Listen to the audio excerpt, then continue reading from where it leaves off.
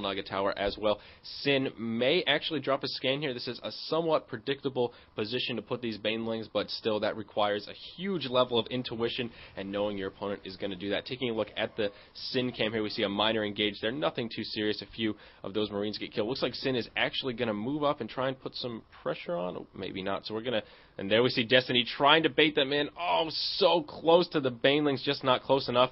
And so Destiny does not want to give up his facade here. And there is a nice fungal growth on those Marines. And they may actually tick down the medevacs there just in time to save a couple of those Marines. But about half that Marine army does actually go down. And that is the power of fungal growth there, ladies and gentlemen. Free Marine kills. And we do see Destiny expanding into that high yield. So definitely staying in expansion ahead of his opponent is going to be key. Oh no, here comes a huge explosion. And there it is, exactly right. That was definitely a huge blow to our Terran player. Looking at the army value difference here, Sin is falling way behind. Now these Lings are going to go ahead and move in there, and there are the Infestors dropping those infested Terrans, dropping that fungal growth as well. This is fantastic for our Zerg player, putting himself in a much better position than he was in, expanding aggressively against his opponent, and now he has that army value advantage that he was so desperately looking for. So now he is just really in a fantastic position. Yeah, that was an absolutely enormous explosion. Wow. I'm still giddy about that one. Sin going to be able to rebuild his armor pretty quickly here. He does have all those barracks down. You see those Marines pumping out 8 at a time. He's got that +2 weapons also coming out. He was well in the lead until that explosion. And now Destiny has a pretty good lead on him. I feel like Sin should split up his units just a little bit more. Maybe not anymore because he's so far behind. He's going to come down here and try and harass this expansion. It was a really good idea. He needs to take out that queen and push up, try and take out this hatchery, and might be able to get himself back into this game. Yeah, and that's a great thing to point out. A very smart choice from Sin there to just move into this expansion and take it out, realizing it's undefended. Killing that expansion was a beautiful pick from our Terran player, that he is going to lose most of these forces. Looks like he's actually going to lose all of these forces. The medevacs are going to pick up. No, they're not going to pick up. They're just going to try to fly away. Obviously, the mutas will be able to take these medevacs down. No problem. So Sin losing a lot of units there, but taking out that expansion, definitely giving him a little bit of an economic boost. As we see here, Destiny actually somewhat behind in that mineral income, as both have that high yield up and running, and Sin is using those valuable Terran mules. But Destiny just about to complete that hive upgrade. Oh, I love this play. So frequently we see Zerg players not getting that hive upgrade in a timely manner, and this is the sign of a player that has played those macro games, realizes the value of those hive units, and is just doing a beautiful tech route.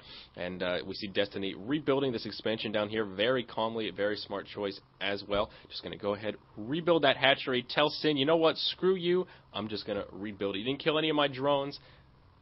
Doesn't matter. You're not hurting me. So here we see Destiny looking to do some harassment here. Sin finishing up those missile turrets in perfect timing. There are enough mutas here, though. They're going to be able to drop these turrets pretty quickly. Destiny losing 1 muta, and it looks like that's all he's going to lose. And now he is ready to start harassing. And there is an engagement down below as well. Beautiful fungal growth on these Marines. A lot of them ticking down, and a lot of them very weak as well. These mutas are going to be able to move in there and clean up very effectively and continue harassing. This is definitely a very scary time for our Terran player. Mutas in his base, can't really split his army to go ahead and deal with them because he just doesn't have that army value that he needs to be able to do that. Destiny is just putting himself in a great position at this stage in the game. Yeah, you're definitely right about that. Destiny can just walk into the base and really just do tons of damage. You see there, Sin forcing himself to stem up quite a bit. Those infestors coming up looking to get another fungal growth off or so, and here it comes. It's going to be a big fungal growth. If he can get it, it looks like he's just going to back up. Those mutas giving him sight, and that was a huge loss with those medevacs, though. Running those medevacs in, as we saw earlier, just that was such a loss for Sin.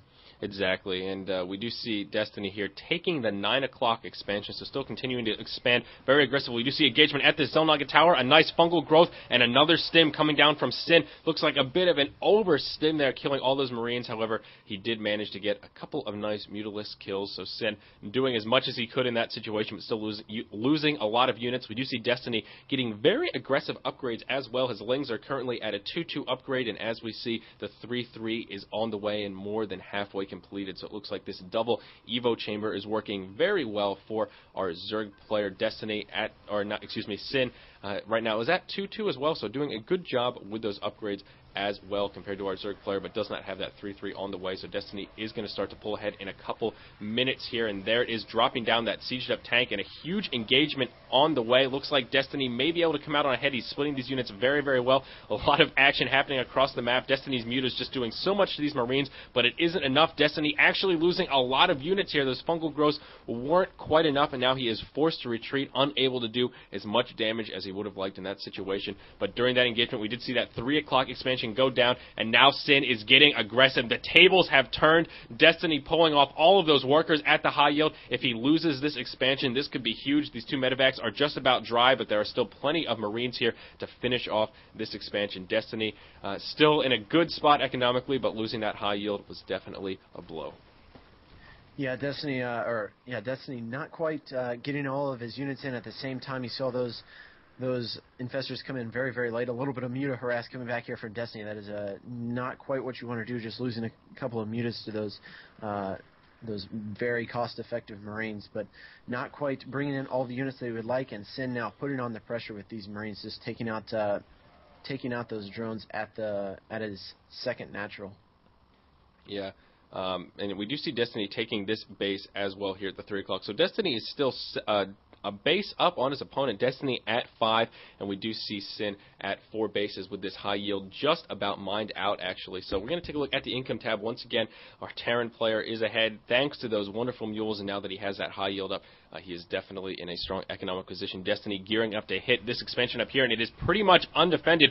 One missile turret and just a couple Marines, or 2 missile turrets, and he is going to be able to do quite a bit of damage here. He needs to be careful with his mutas. Did actually lose a lot of mutas in that little engagement there, but he did kill quite a few harvesters, and now he's going to be able to continue harassing down this command center. Destiny needs to be careful here, though. He has a lot of Lings, and they're really in a rough position. Now, the destructible rocks from Sin are still up, and a lot of these Lings are going to stay alive. He does have that burrow and using it very well. I did actually forget about that burrow a little bit, but there we see Sin. Very intuitive there, dropping the scan, and obviously killing all of those Lings. But Destiny has that Ultralisk den completed, and we do see Ultras on the way. 3 Ultras queued up, as well as that armor upgrade for those Ultras. So I have to say, Janitor, I am pretty excited to see some Ultras. There are a few Ultras on the board already. I did miss that on the production tab, but I'm excited to see these Ultras in this next battle. Yeah, it's going to be very game-changing. Sin really needs to put on the pressure now or go home, one of the two. I think that attack, very, very well thought out from Destiny, just pushing in, really forced Sin to stay in his base. Had that attack not happened, I think Sin could have felt very safe and pushed out and put on some more harass. But as you said, those Ultras are out now, and those double evolution chambers are really going to play a big part now. Those Ultras already as upgraded as they can be. Yeah, exactly. And those Ultras that upgraded are definitely a scary force. And here it is, the engagement. The Ultra is leading the front. The Banelings rolling in. Can he get a good Baneling explosion on these Marines? A nice Marine spread from Sin, but is it going to be enough? That is the question, and it doesn't look like it. These Ultras just doing so much to these Marines down here. Sin doing a great job kiting, pulling off all those workers, but Destiny pulling way ahead. More Ultras coming to supplement that army value, and it looks like Destiny is going to be able to save this expansion. Sin trying to expand there, obviously unable to. Now Destiny is in a great position. Look at the supply difference, 97 to 189. He is going to be able to drop this command center, and Destiny should be able to push up for the win here pretty quickly. We do see Sin sacrificing all these SCVs. Looks like it might have been a bit of a misrally there, or no, he's trying to repair that orbital command. I could categorize that as a misrally as well. Pretty synonymous in that position. We do see Destiny, though, doing a lot of damage with these Ultras, killing these Marines, obviously doing a great job. Dropping that command center is a huge blow, and now Destiny is really in a great position to secure this game. Yeah, he definitely is. You see that planetary fortress forcing those Ultras out of the way, but it's not going to make that much of a difference. Destiny now just going to march straight into the base here, and Sin, not much he can do at this point. Yeah, exactly right, and I'm a little bit surprised we haven't seen a GG already from our Terran player. Really nothing he can do. 70 supply to 197. Destiny maxed out with plenty of bases, and there it is, the GG from our Terran player. So, pretty good match here for our second match of the night. Tied up 1-1, very convincing win for Destiny there. A little hairy at some points, but in the end, definitely came out on top, and that Ultra Tech was huge. I pointed out in that game a lot of players that we see, Zerg players that we see really don't push for that hive tech, especially when they're on 3 bases. They kind of just sit back, keep making mutas, and Destiny pushed for that hive tech right away, and that was a great play there, and ultimately is what won him the game. Yeah, that's just a really nice tech route. That's why a lot of people choose to go that way. If you get the upgrades for the Zerglings, then you've basically already upgraded your Ultralisks, and that just makes the end game for Zerg very, very strong. Yeah, and you're exactly right about that.